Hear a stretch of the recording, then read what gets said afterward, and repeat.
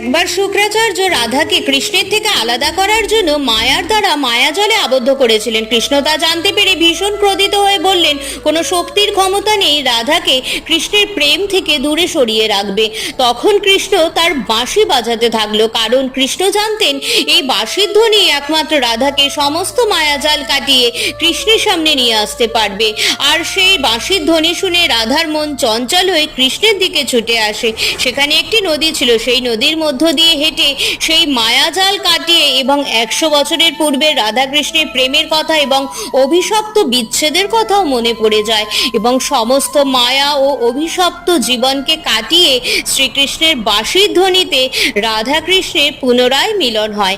এইভাবেই ভগবান শ্রীকৃষ্ণ রাধাকে মায়াজাল থেকে উদ্ধার করেছিলেন। ভিডিওটি ভালো লাগলে কমেন্ট বক্সে শ্রীকৃষ্ণ লিখতে একদমই ভুলবেন না আর সাবস্ক্রাইব করে দেবেন চ্যানেলটি।